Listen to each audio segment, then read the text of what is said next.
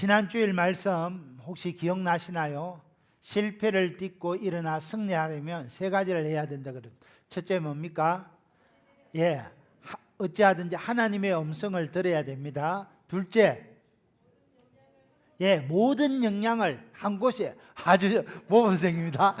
모든 역량을 집중해서 한 곳에 쏟아부어야 돼. 셋째, 승리의 때에 감사의 제단을 쌓고 또 하나님 말씀을 마음판에 새겨야 됩니다. 그래야 실패를 딛고 승리하는 삶을 살 수 있습니다. 여러분, 오늘 읽은 우리 여호수아 9장 말씀은 조금 어려운 말씀입니다. 자주 안 대보기 때문에.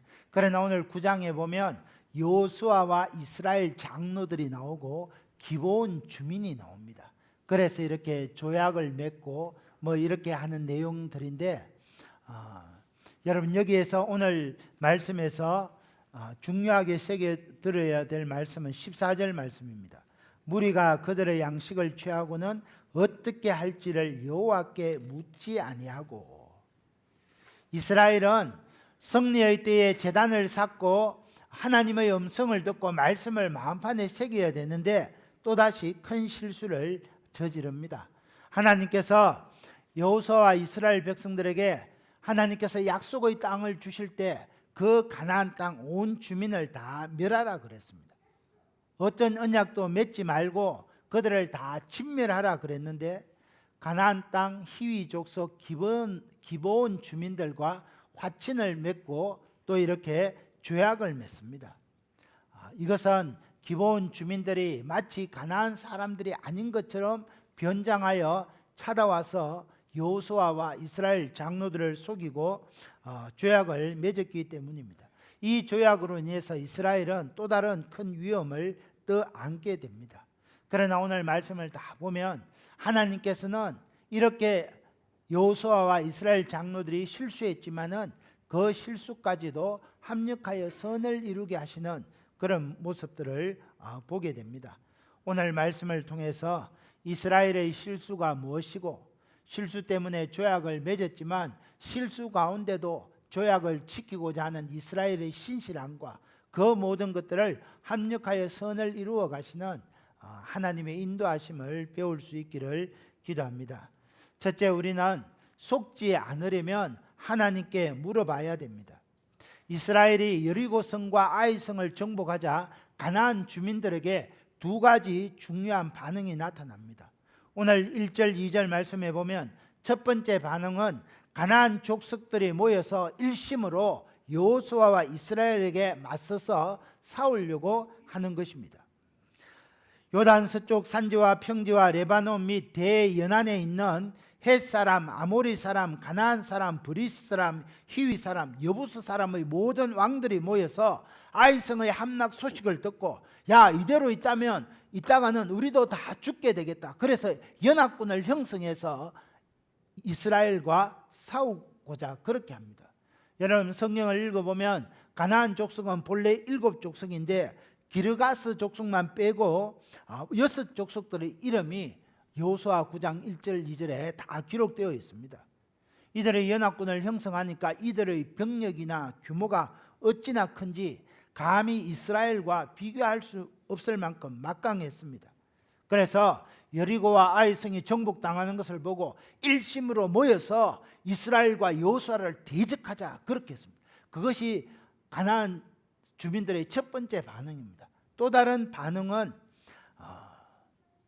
그들과는 정반대되는 반응을 보인 성읍이 있었는데 그 성읍이 바로 기브온 성읍 주민들입니다.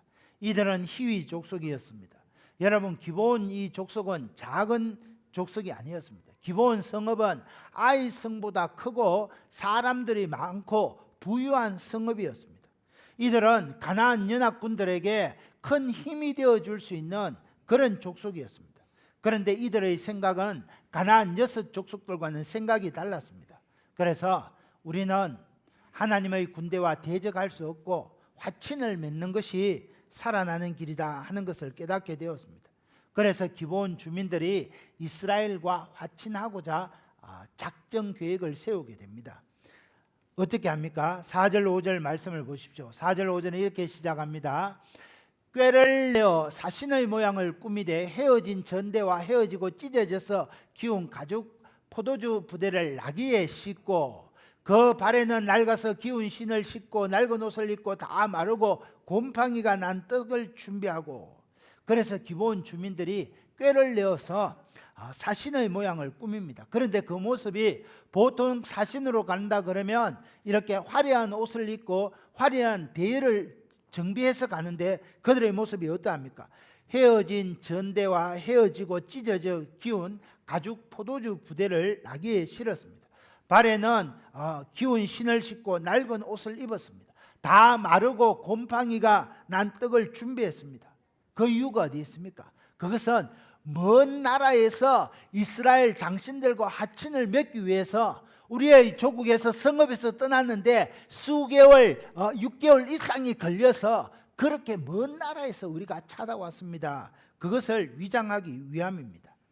이들은 먼 여행에 지친 모습으로 길갈에 도착해서 여호수아를 찾습니다. 그리고 여호수아에게 이야기합니다. 6절 하반절에 보니까 우리는 먼 나라에서 왔나이다. 이제 우리와 조약을 맺읍시다. 여러분, 먼 나라에서 왔습니다. 이거는 신명기 20장 10절 15절에 보면 하나님께서 이스라엘 백성들에게 주신 계명이 있습니다. 너희는 가나안 땅을 정복할 때 가나안 모든 주민을 다 진멸하라 그랬습니다.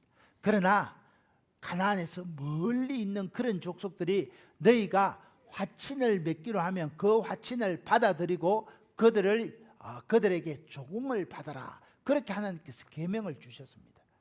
아마 이 기브온 주민들이 이것을 알았던 것 같습니다. 그래서 일부러 사신의 모습을 변장을 해서 가는데 헤어진 옷을 입고 헤어진 신발을 신고 마르고 곰팡이가 난 그 떡을 준비해서 찾아온 겁니다. 그래서 우리가 먼 나라에서 왔으니까 우리와 화친을 하고 조약을 맺읍시다. 이렇게 이야기하는 겁니다. 그런데 이스라엘 백성들은 그들의 행동에서 뭔가 좀 이상한 것을 느꼈습니다. 그래서 무엇이라고 묻습니까? 7절 중간에 보니까 너희가 우리 가운데 거주하는 듯하니.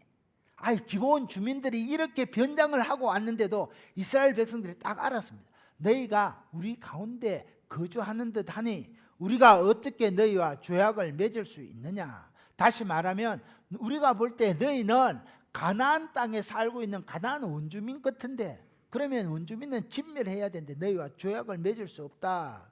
그러니까 기브온 주민들이 이렇게 이야기합니다. 8절 하반절에 보니까 겸손하게 우리는 당신의 종들입니다. 그러니까 여호수아가 다시 묻습니다. 8절 마지막 절에 너희는 누구며 어디에서 왔느냐. 그러니까 이제 기브온 주민들이 준비된 시나리오대로 여호수아와 이스라엘 장로들에게 말하는 내용이 9절 11절입니다. 9절 11절 그들이 여호수아에게 대답하되 종들은 당신의 하나님 여호와의 이름으로 말미암아 심히 이거 여기 주목해 심히 먼 나라에서 왔사오니 이는 우리가 그의 소문과 그가 애굽에서 행하신 모든 일을 들으며 또 그가 요단 동쪽에 있는 아모리 사람의 두 왕들 곧 헤스본 왕 시온과 아스라롯에 있는 바산 왕 옥에게 행하신 모든 일을 들었음이니이다.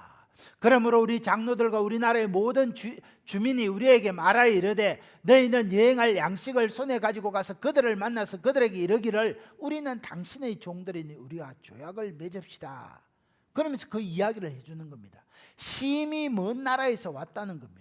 신명기 20장 10절 이하의 말씀처럼 심히 먼 나라에서 왔사오니 우리와 조약을 맺고 화친을 맺읍시다. 그렇게 이야기하는 겁니다. 여러분, 지금 여호수아 9장 9절 11절 이 말씀은 어떤 의미에서는 기브온 사람들이 진심이 담겨 있는 말입니다. 하나님이 요단강을 마른 땅같이 건너게 하시고 요단 동편에 하나님께서 바산왕 시온과 옥을 멸하신 것을 다 인정했습니다. 우리는 당신의 종들입니다. 종이 될 각오가 되어 있었습니다. 그래서 화친 조약을 맺자 했습니다. 여러분, 그런데 다 맞는 말인데 한 가지 속임수가 있습니다. 그것은 무엇입니까? 우리는 기브온 족속들은 가나안 족속이 아니고 저 멀리 심히 먼 나라에서 왔습니다. 그렇게 이야기하는 겁니다. 그러면서 12절 13절에 이렇게 이야기합니다. 그러면서 가져온 떡을 보입니다. 우리의 이 떡은 우리가 당신들 내고 오려고 떠나던 날에 그때 뜨거운 떡을 가져왔는데 보십시오. 이만큼 멀리 왔으니까 이 떡이 말랐고 곰팡이가 났습니다. 그렇게 이야기합니다. 또 이야기합니다. 우리가 이렇게 처음에 출발할 때는 포도주를 담은 가죽 부대가 새 것이었는데 얼마나 먼 거리를 왔으면 찢어지게 되었고 이 옷과 신도 여행길이 매우 길었으므로 낡아졌습니다. 그렇게 이야기하는 겁니다. 곰팡이가 난 떡을 보여주면서 포도주를 보여주면서 말랐고 오랜 기간 동안 여행해 왔습니다. 그것을 이야기하는 것입니다. 우리는 먼 나라에서 왔다는 것을 시각적으로 여호수아에게 보여주면서 우리와 조약을 맺읍시다. 그렇게 이야기합니다. 결국 여호수아가 어떻게 결론 내립니까? 14절 15절에 보니까 이스라엘 무리가 그들의 양식을 취하고는 중요합니다. 어떻게 할지를 여호와께 묻지 아니하고 여호수아가 그들과 화친하여 그들을 살리리라는 조약을 맺고 회중의 족장들이 장로들이 그들에게 맹세하였더라. 여호수아가 기브온 주민을 살려주기로 조약을 맺고 하나님 앞에 엄숙히 맹세해 버렸습니다. 여러분, 그런데 성경은 그들이 잘못된 결정을 내린 이유를 이렇게 이야기합니다. 보십시오. 14절을 다시 보십시오. 무리가 양식을 취하고 어떻게 할지를 여호와께 묻지 않았다 그랬습니다. 하나님의 뜻을 묻지 않았습니다. 여러분, 기브온 주민들이 사신의 복장을 하고 멀리서 이렇게 찾아왔다면 하나님, 기브온 주민들이 화친을 취하려고 왔는데 이들을 어떻게 하면 좋겠습니까? 여호와 하나님께 물어야 되는데, 하나님께 여쭤보고 기도해야 되는데 그렇지 않았다는 겁니다. 결국 가나안 족속은 다 멸해야 된다는 하나님의 계명을 어기는 그런 죄를 짓게 되었습니다. 이로 인해서 이스라엘이 큰 위험 가운데 빠지게 됩니다. 어떻게 할지를 여호와께 묻지 아니하고, 여러분, 이 말씀은 오늘 2017년을 살아가는 우리에게 던져주는 바가 많습니다. 이스라엘과 여호수아는 그 문제를 어떻게 할지 하나님께 묻지 않았습니다. 물어야 했는데 묻지 않으니까 하나님의 계명을 어기게 되는 죄를 짓게 되는 것입니다. 생각해 보십시오. 이스라엘이 아이성 첫 번째 전투에서 실패하게 된 것도 여호수아가 하나님께 여쭈지 아니하고 기도하지 아니하고 정탐꾼의 보고만을 듣고 군대를 파견했다가 36명이 죽어 나가는 그런 엄청난 일이 일어났습니다. 사람의 말만 듣고 하나님께 묻지 아니하면 이런 실수를 반복할 수밖에 없습니다. 사람들의 눈에 다 옳게 보인다 할지라도 우리는 하나님의 뜻을 물어야 됩니다. 물론 많은 사람이 동의하는 것, 그게 옳은 일일 수 있습니다. 그러나 반드시 100% 많은 사람이 동의한다고 해서 옳은 일이 아니라는 겁니다.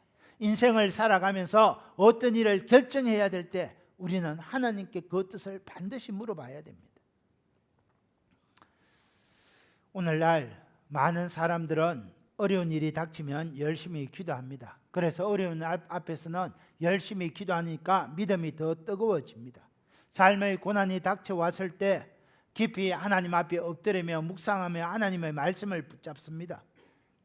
그런데 모든 것이 잘 되어갈 때, 인생의 일이 형통하게 될 때 많은 사람들은 기도하지 않습니다. 이때는 하나님이 나에게 주신 좋은 기회다 생각하면서 섣불리 결정합니다. 모든 일이 잘 풀리게 되는 것을 축복이라고 생각하며 쉽게 단정합니다. 그래서 하나님 앞에, 여호와 하나님 앞에 묻지 아니하고 어떤 일을 결정합니다.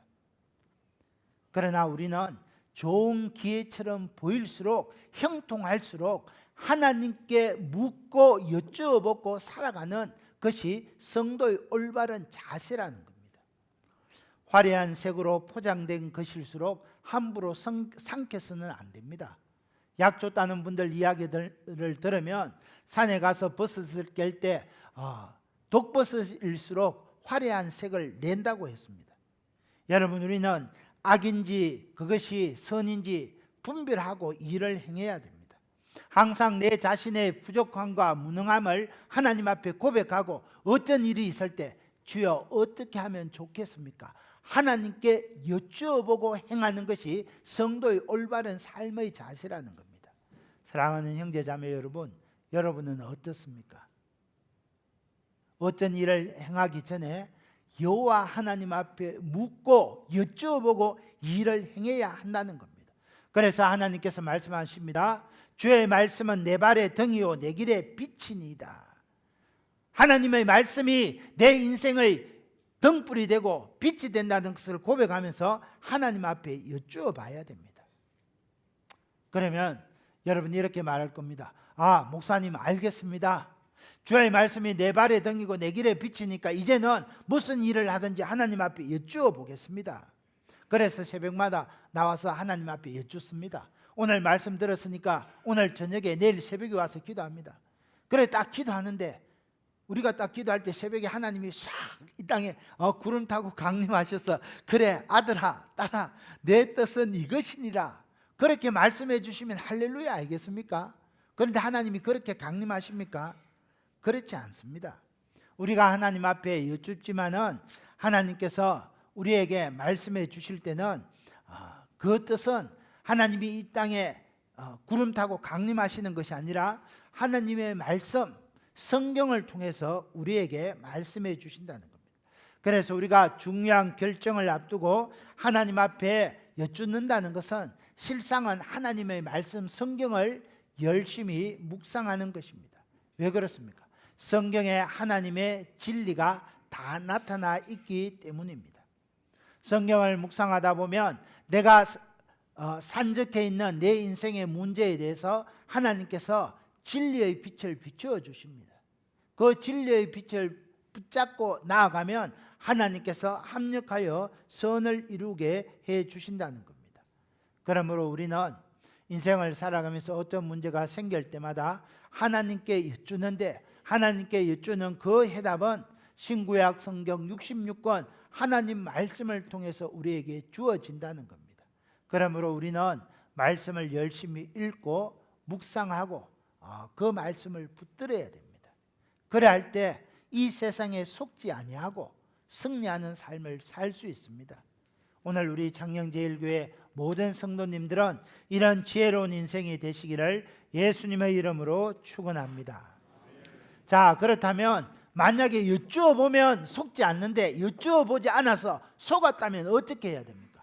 둘째, 만약 속았더라도 약속한 것은 지켜야 합니다. 16절 말씀을 보십시오. 그들과 조약을 맺은 후 사흘이 지나서야 그들이 이웃에서 가나안 땅에서 자기들 중에 거주하는 자들이라 함을 들으니라. 이스라엘과 여호수아가 기브온 주민들과 조약을 맺은 지 3일이 지난 후에 그들이 가나안 땅 주민이라는 것을 알았습니다. 17절에 보면 이스라엘 군대가 진행하여 사흘 후에 가나안 성읍에 이르렀는데 거기에 기브온과 그비라와 브에롯과 기럇 여아림이 있었습니다. 18절에 어떻게 합니까? 이 가나안 족속들이 있으면 그들을 물리쳐야 되는데 회중 족장들이 이스라엘 하나님 여호와로 그들에게 맹세했기 때문에 그들을 치지 못한지라. 가나안 족속들을 진멸해야 되는데 사흘 전에 너희들과 화친한다, 너희들을 해하지 않겠다, 너희를 살려주겠다 약속한 기브온 주민이 거기 있었다는 겁니다. 여러분, 그래서 이스라엘의 많은 백성들이 왜 어리석게 하나님께 묻지 아니하고 조약을 맺어서 이들을 진멸치 못하게 하느냐 하면서 그렇게 원망하는 내용이 18절에 나타납니다. 그때 모든 족장들이 어떻게 입장을 밝힙니까? 19절에 보니까 모든 족장이 온 회중에게 이르되 우리가 이스라엘 하나님 여호와로 그들에게 맹세하였은즉 그들을 건드리지 못하리라. 우리가 하나님께 여쭈지 않고 실수로 조약을 했지만은 하나님 앞에서 엄숙하게 한 맹세이기 때문에 지켜야 된다는 겁니다. 여러분, 만약에 맹세를 깨뜨리면 어떻게 됩니까? 20절에 보면 그들에게 맹세한 그 맹세로 인하여 하나님의 진노가 우리에게 임한다 그랬습니다. 상대방에게 속아서 조약을 맺었을지라도 하나님 앞에서 약속했으면 지켜야 한다는 겁니다. 사무엘 상서에 보면 사울 왕이 이스라엘 가운데 살고 있는 기브온 사람들을 진멸하는 그런 내용이 나옵니다. 그리고 다윗 시대에 이 이스라엘 땅에 3년 동안 기근이 임하는데 다윗이 도저히 그 이유를 알지 못하겠는 겁니다. 그래서 사무엘하 21장 1절 이하에 보면 다윗이 하나님 도대체 우리가 잘못한 일이 없는데 왜 우리에게 이렇게 기근이 일어나서 어려운 일을 당합니까? 그러니까 하나님이 말씀하십니다.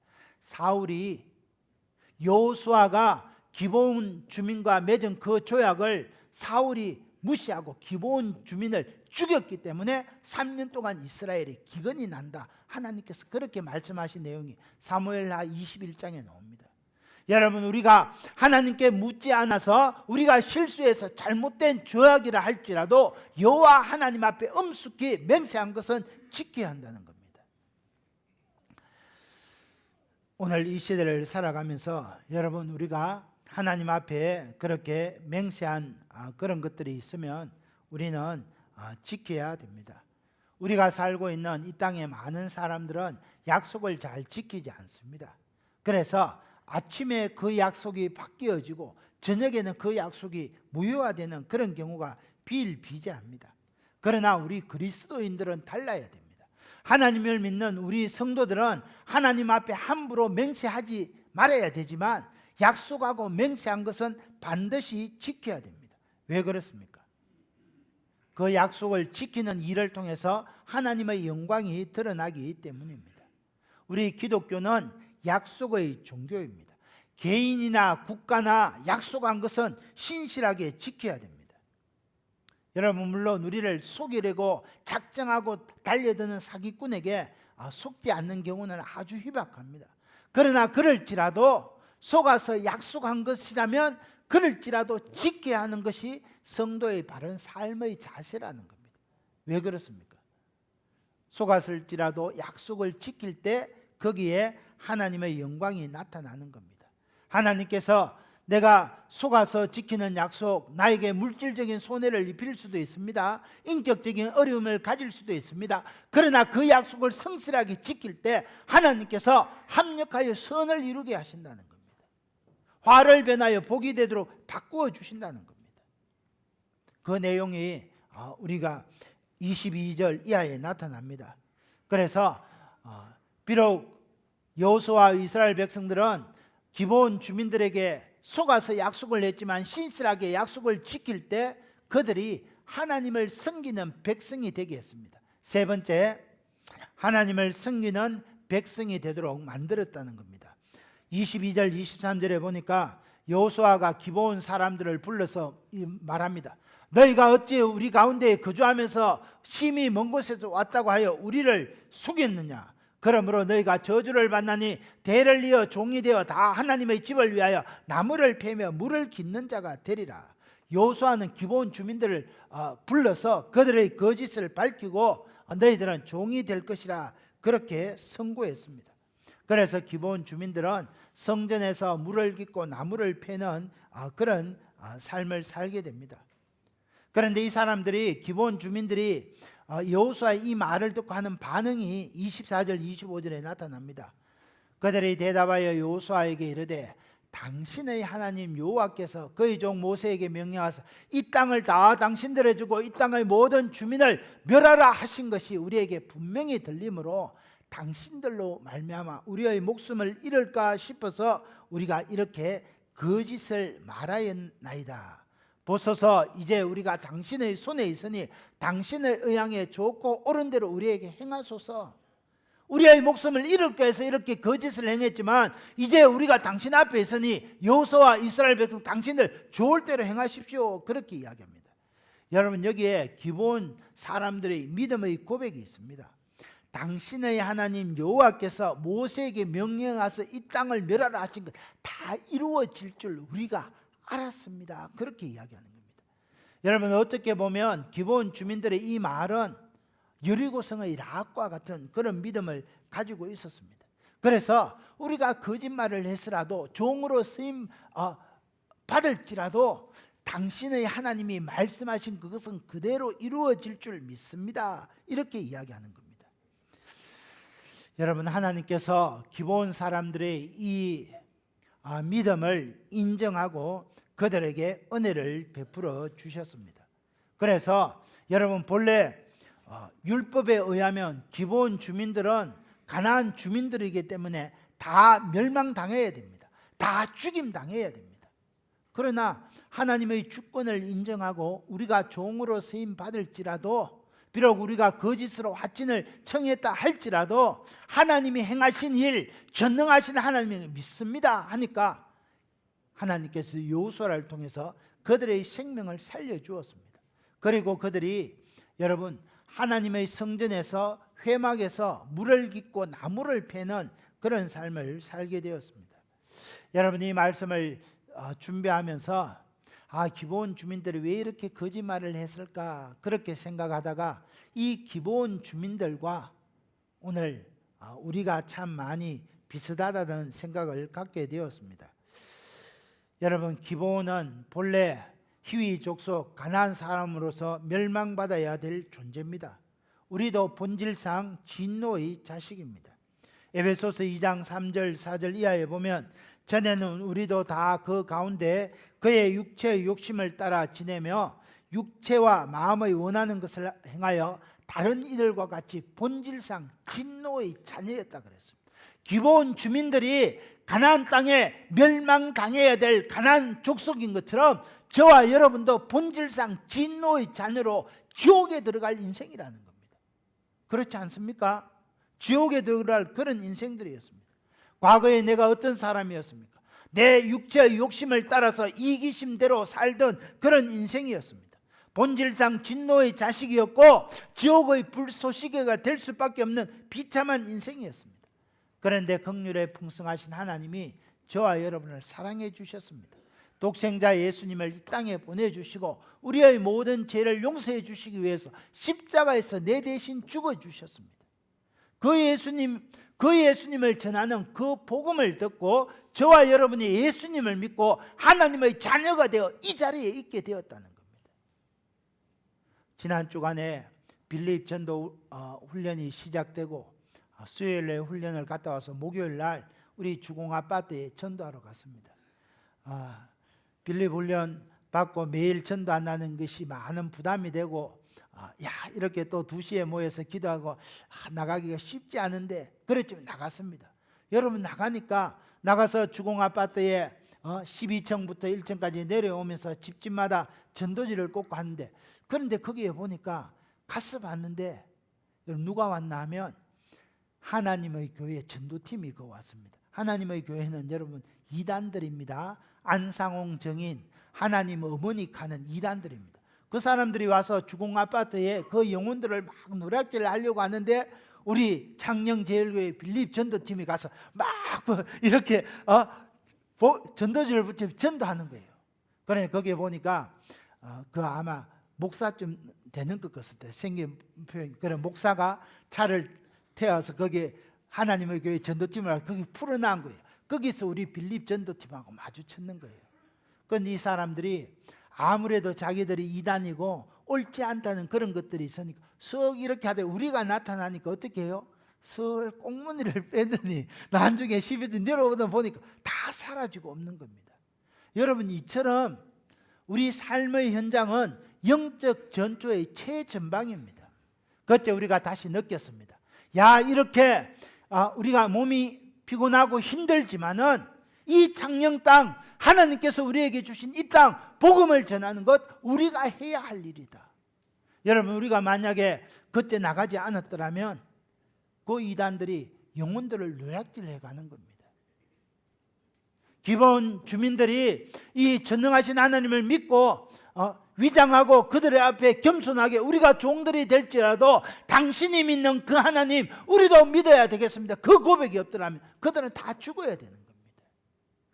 사랑하는 형제자매 여러분, 기본 사람들처럼 저와 여러분이 복음을 듣고 하나님의 자녀가 되었습니다. 우리가 전해들은 그 복음 오늘 이 창녕 땅에 우리가 전해줘야 한다는 겁니다. 여러분, 눈을 들어 한번 보십시오. 이단들이 이 창녕 땅에 수도 없이 많습니다. 그들을 그대로 버려두는 것은 이 다음에 하나님 앞에 그 영혼에 대해서 우리가 책임을 져야 된다는 겁니다. 저와 여러분에게 복음을 전해주었기 때문에 그 복음을 듣고 하나님의 자녀가 되었던 것처럼 내가 받은 복음, 내가 들은 그 복음 전해줘야 될 책임이 있다는 겁니다. 그 일에 우리 창녕제일교회가 중부 기도 사역으로 새 소식반으로 빌립 전도를 통해서 그 일을 감당하고 있는 겁니다. 사랑하는 형제자매 여러분, 이 일에 위하여 기도하고 함께 동력함으로 하나님의 나라를 확장해가는 복된 성도님들이 되시기를 예수님의 이름으로 축원합니다. 이 말씀